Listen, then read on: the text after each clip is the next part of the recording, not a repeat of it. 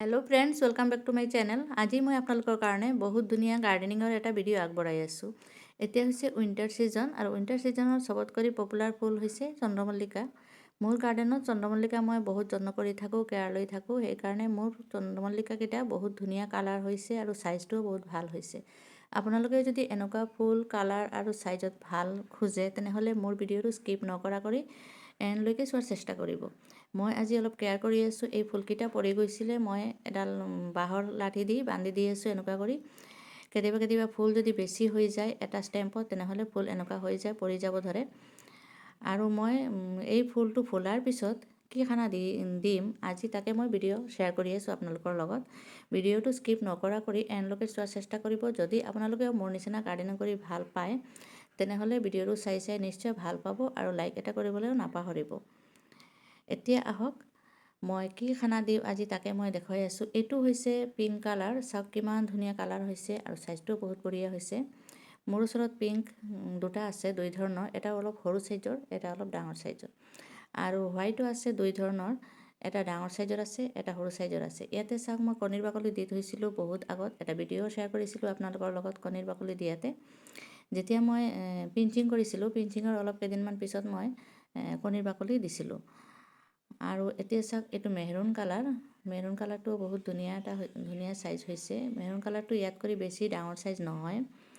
মই চন্দ্ৰমল্লিকা ফুলটো বহুত ভাল পাওঁ আৰু এই ফুলটো কেয়াৰ কৰি থাকোঁ। আৰু মোৰ কাটিঙৰ পৰাই প্ৰত্যেক বছৰ গছকেইটা হৈ থাকে। মই প্ৰত্যেক বছৰে কিনিব নালাগে, মোৰ নাৰ্চাৰীৰ পৰা যাব নালাগে।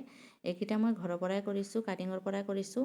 আৰু এটা কালাৰ আছিলে মোৰ, অৰেঞ্জ আছিলে। অৰেঞ্জটো এইবাৰ নোহোৱা হৈ গৈছে, কিয় হ'ল মই ক'ব নোৱাৰোঁ। এইটোও কাটিং কৰিছিলোঁ। আৰু বেছিভাগ মোৰ এইবাৰ য়েল্ল' কালাৰটোৱে হৈছে।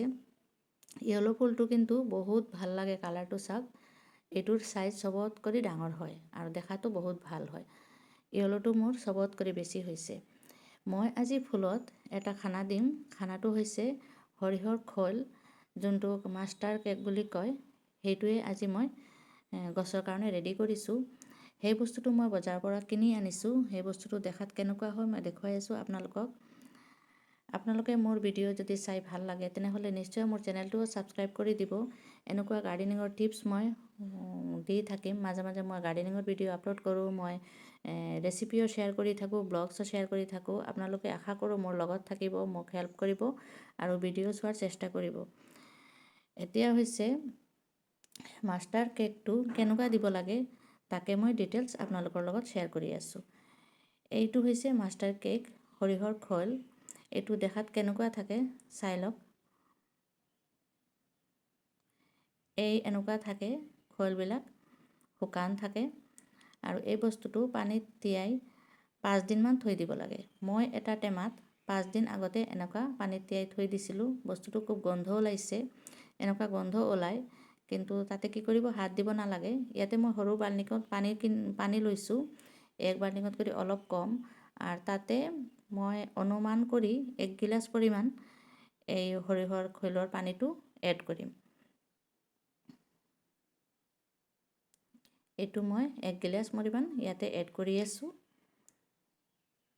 বস্তুটোত মই হাত দিয়া নাই, কাৰণ বস্তুটো খুব গোন্ধ ওলাই, কৈ দিছোঁ আগতে। এইটো কিন্তু গছৰ কাৰণে অমৃতৰ নিচিনা কাম কৰে।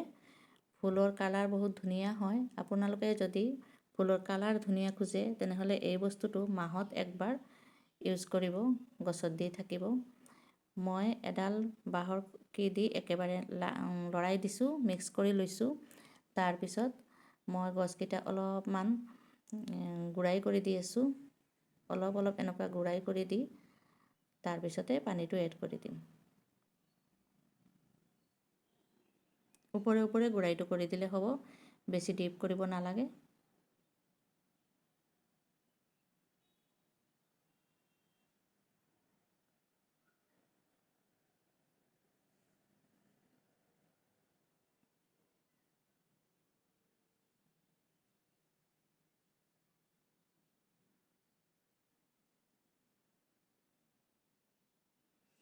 এতিয়া মই গোটেইকেইটা গছতে অলপ কৰি দি আছোঁ এই খানাটো। মই কোনো ধৰণৰ মেডিচিন গছত ইউজ নকৰোঁ। বহুতে মেডিচিন ইউজ কৰি থাকে, মই কিন্তু কোনো ধৰণৰ মেডিচিন ইউজ নকৰোঁ। আৰু আপোনালোকে যদি গাৰ্ডেনিংছৰ এনেকুৱা সৰু সৰু টিপছ পাব খোজে গাৰ্ডেনিঙৰ, তেনেহ'লে মোৰ চেনেলটো ছাবস্ক্ৰাইব কৰি মোৰ ভিডিঅ' গোটেইকেইটা চোৱাৰ চেষ্টা কৰিব। নিশ্চয় অলপ হ'লেও আপোনাৰ উপকাৰ হ'ব।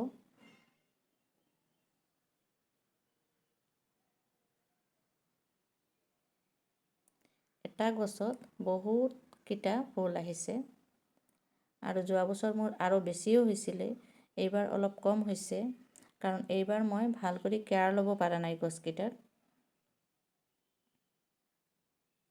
এই পানীখিনি মই বেলেগ গছত এড কৰি দিম। এইকেইটা গছত মই আৰু নিদিম, কাৰণ বেছি দিলে উপকাৰৰ বদলি অপকাৰ হৈ যাব পাৰে, গছৰ কাৰণে বেয়া হৈ যাব পাৰে।